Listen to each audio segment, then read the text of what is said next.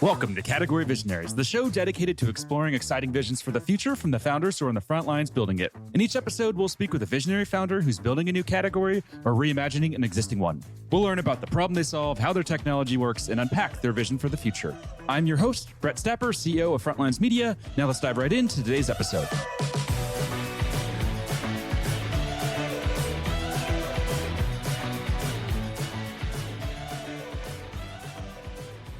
Hey, founders, and thank you for listening. Today, I'm speaking with Patrick Visintainer, CEO and co-founder of REPOWR, a commercial trailer marketplace that's raised roughly $13 million in funding. Patrick, thanks for chatting with me today. Thanks, Brett, for having me. Looking forward to our conversation.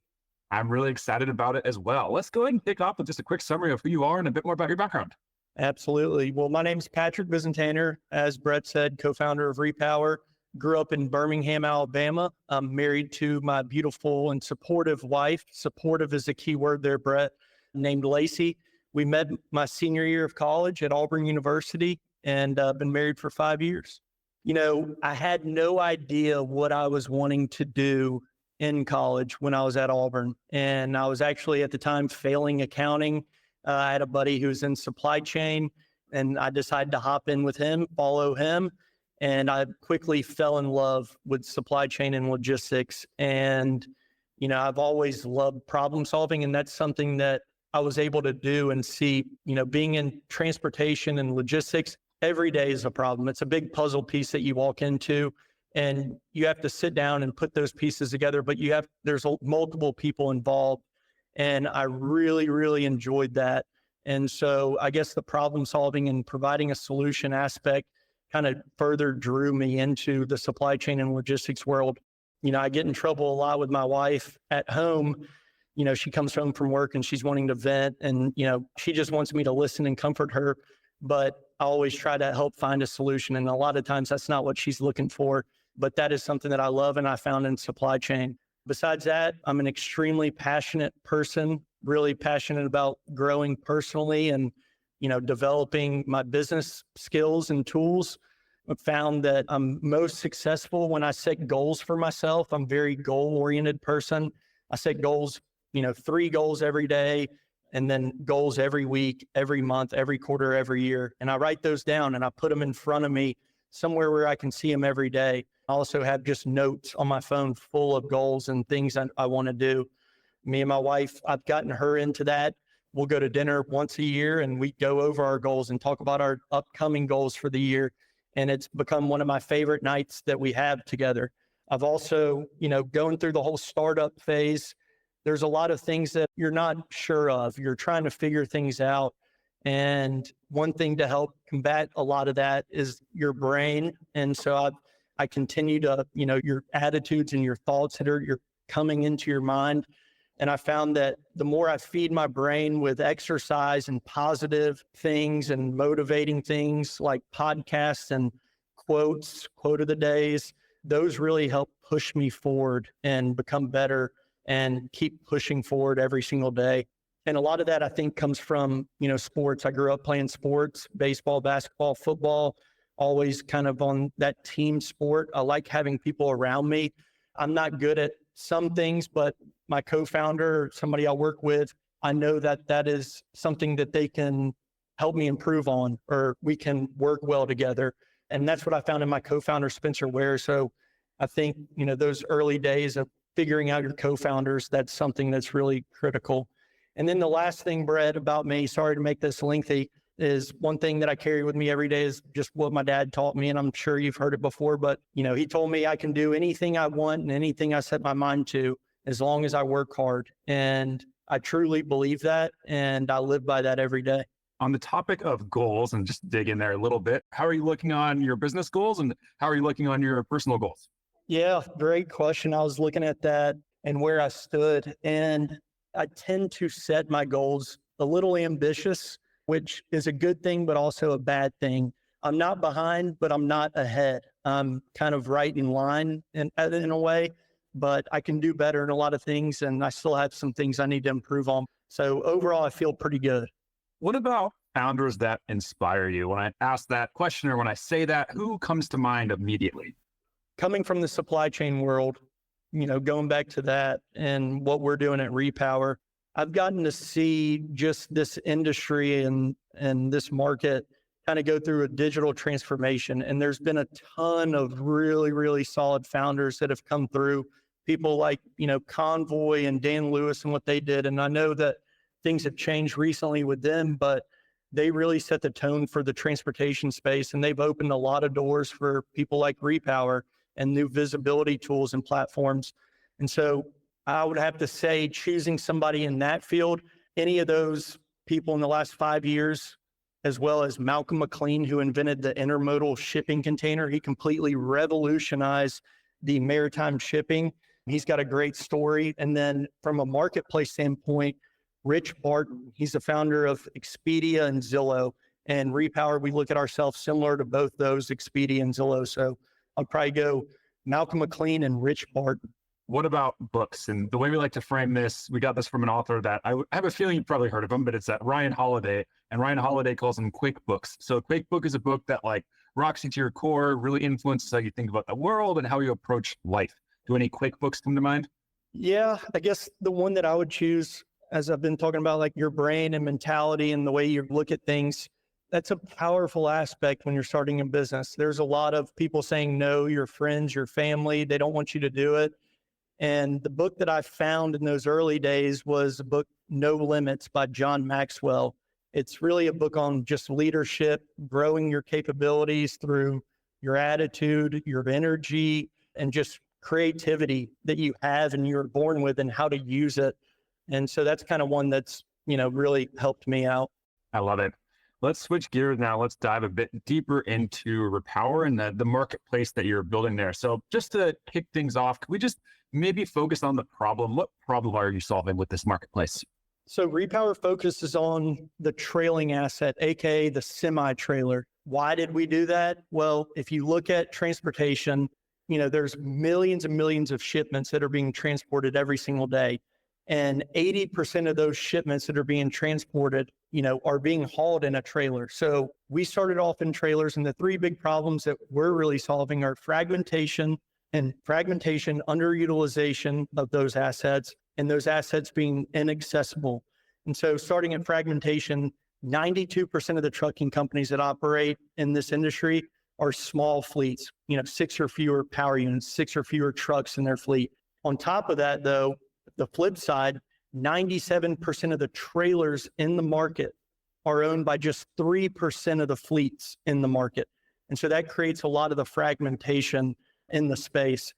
And then that also creates a lot of those trailers to be underutilized. Great Dane, a trailer manufacturer in the space, says that 75% of a trailer's lifespan is spent detached from a truck, meaning it's not moving, it's not making money. And so that's an astonishing amount of waste and poor asset utilization that the industry, has every single day. And it was crazy to see that.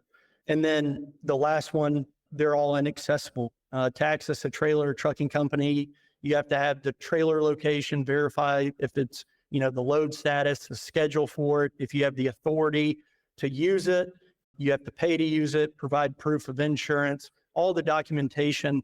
And on top of that, they have the name brand on the side. They're just for their network and their business only. And we're trying to change the way people look at those assets. And so that's kind of the main three problems that we're solving today. I've interviewed a number of marketplace founders, and all of them described to me that when it comes to the marketplace business model, you have this chicken and the egg problem. So which side of the marketplace did you spend the primary attention on? Oh man, that was the hardest thing. You have to have the supply to have the demand. And so we started off trying to find the supply, and then we realized that the supply needed to have demand. So we actually kind of reversed it, and we went out and found demand, and we started calling people and saying, hey, we have these carriers, these renters that want to use your assets. Do you have any not being used? This is how much money you can make, and showing them the money. And so we actually found the demand first and then supply. And, marketplaces and just supply chain is very volatile. It flips 1 week or, 1 quarter we'll be looking for more supply, the next quarter more demand. But we've kind of found a little small niche that can kind of help us get both. How we're doing it today, from those early days, you did have to find the chicken and the egg and the demand supply. But today we found that we can go after these large enterprise fleets who make up the majority of our supply, and they own that 3% of the trailers in the marketplace. On top of that, they not only have the supply, they have the shippers that they're working with, where they're working. They're all over the country. They have a large carrier network, not only their drivers, but they have an asset light side that has third-party carriers they work with.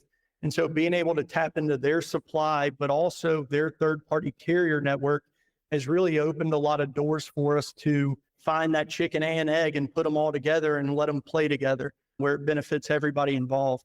Makes a lot of sense. This show is brought to you by Frontlines Media, a podcast production studio that helps B2B founders launch, manage, and grow their own podcast. Now, if you're a founder, you may be thinking, I don't have time to host a podcast. I've got a company to build. Well, that's exactly what we built our service to do. You show up and host, and we handle literally everything else. To set up a call to discuss launching your own podcast, visit frontlines.io/podcast. Now, back to today's episode. What were the early days like for you? Did it feel like you had a viable business here right away, or did it take some time? It definitely took a little bit of time. I think that, Brett, we're very lucky, really kind of where we started, standing up and running with REPOWR was coming out of COVID-19. Everything was dead. And then in 2021, the economy went crazy and people were, buying more and things like that. And so we saw a lot of that activity in the trucking space. And so within that first year, yes, it was hard to get the first 2, 3, 4 customers on board and find that chicken and egg that we talked about earlier. But coming out of COVID, the demand for trailers was out the roof and no leasing companies had inventory to give. Manufacturers of trailers, they couldn't produce the trailers fast enough. And so we found opportunities with, trucking companies that own these assets, and they had to rebalance their trailer pools. And so we would just post them onto our platform, and people were renting these trailers for way too much money. And on top of that, we're turning an expense into revenue for these trucking company owners and getting those trailers to a market where they actually needed them and rebalancing those trailer pools. And we started building up a large network of demand, and more demand came onto the platform because they needed trailers to move freight. And we took that demand and we're able to capitalize on more suppliers and showing them that case study that we did with that first big enterprise fleet. And I think we did $500,000 in the first 6 months. And we've been kind of living off of that and growing and digging deeper.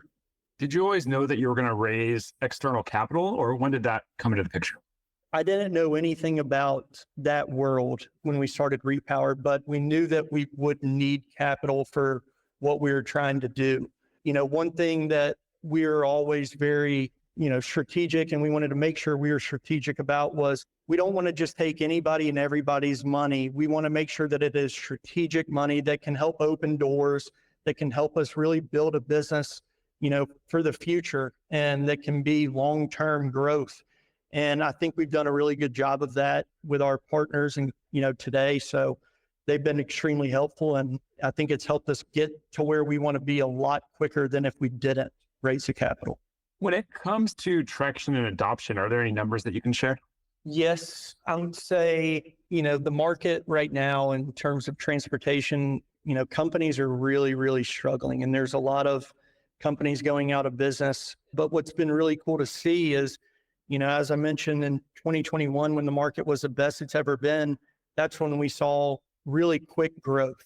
And now we're at a different point in time where the market has slowed down, but the demand for trailers is still there. And so we've been able to grow month over month during these tough times when we're seeing our peers in the industry struggling, and we're finding new value adds. We're spending a lot of time with our customers. We're asking them questions. How can we be better? What do you need from us?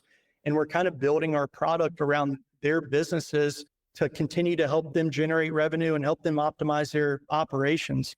And so not only spending this time, building out new products with them, but understanding the market and seeing how we've been able to play in different types of market conditions has been really cool to see. But I think we'll be finishing about 200% year over year growth in terms of GMV this year.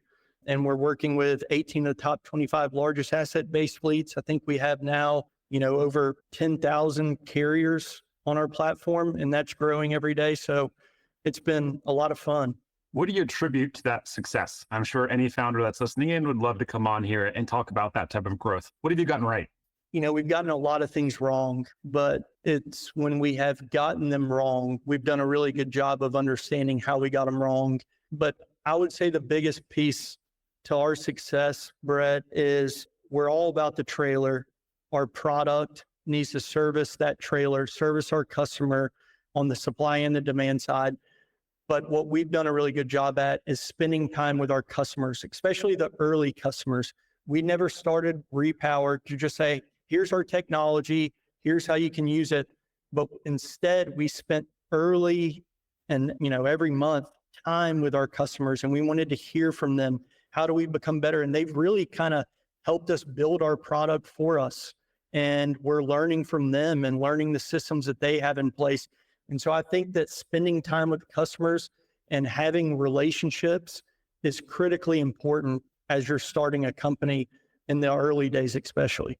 What about your messaging? How have you seen that evolve since launching? Messaging's changed based on, market demands and what's going on in the market. If we need more demand, if we're looking for more supply. But overall, selling REPOWR is different. We're not selling just, hey, here's what we're doing at REPOWR, but we get the opportunity to ask questions to our customers and say, what problem are you trying to solve today? And here's a solution that we could provide by using REPOWR. There's a bunch of different ways you can use our service. And it's been cool to see that you might start off as when you sign up in this field of REPOWR, but you can evolve and start growing them in different aspects and give them different use cases as they get, developed and start figuring out the process and the product and things like that. So it changes, but it varies on customer and size and things like that. To go back to funding a little bit, as I mentioned there, you've raised roughly $13 million to date. What have you learned about fundraising throughout this entire journey? It's something that you need to spend a lot of time on. It's hard to delegate time to that after you just raise, but staying in constant contact with investors, even when you're not raising, because one thing we've learned is it's helped us grow our network. Even the people that we've talked to that haven't invested in REPOWR and they're not a, capital partner, they've been helpful in introducing us to a future investor that might be interested. They've been helpful in introducing us to customers. And so I think that staying in contact, building those relationships when you're fundraising and asking them questions. Hey, do you know this person? Do you know this company? Their networks are big. And so being able to tap into those, even if you're not fundraising, it's really good to start that and to keep that going so that when the time is right, you can really bring on a really solid partner that understands you and knows what you're looking to do. Let's imagine you were starting the company again today from scratch. Based on everything that you've learned so far, what would be the number one piece of advice you'd give yourself?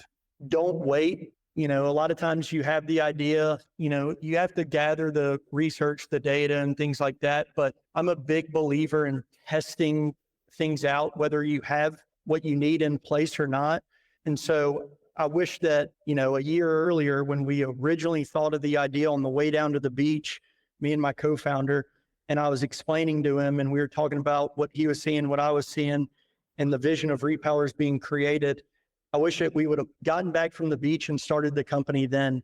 And it's harder to say that, but the longer you wait, I would just start earlier, I guess is my answer. Love that answer. Final question for you. Let's zoom out into the future. So 3 to 5 years from today, what's the big picture vision that you're building? At the end of the day, we're a product and a technology, and we want to continue to build, a product that's easy to use. It's an API first approach that's built on collaboration and connecting people to feel like they're in a community, and really just continue to grow the relationships that we have today, explore new things, and just continue to enhance our product overall and be customer focused and just keep working hard, because I know that we're on the cusp of something big, and it could be tomorrow. It's laying around somewhere close, and you never know when that day is going to be. So just continue to evolve the product, build customers, existing and, people that we're working on, get them on, and just keep growing. But there's a lot of fun things in the pipeline. Amazing. We'll have to save that for part 2 and bring you back on in a year or two to talk through all the exciting stuff that you have in the works. Now, Patrick, we are up on time, so we're going to have to wrap here. Before we do, if there's any founders that are listening in and they've just been inspired by your journey and they want to follow along as you execute on this awesome vision, where should they go? Yeah, they can find me on LinkedIn, Patrick Visintainer. They can check out repower.com. I think we've got a blog that will be updating more. They can check out the Repower LinkedIn page. And then my email is patrick@repower.com. Reach out. Feel free to ask questions. I always love meeting people and talking shop. Awesome. Patrick, thank you so much for taking the time to chat. It's been a lot of fun. Thank you, Brett. In touch. This episode of Category Visionaries is brought to you by Frontlines Media, Silicon Valley's leading podcast production studio. If you're a B2B founder looking for help launching and growing your own podcast, visit frontlines.io/podcast. And for the latest episode, search for Category Visionaries on your podcast platform of choice. Thanks for listening, and we'll catch you on the next episode.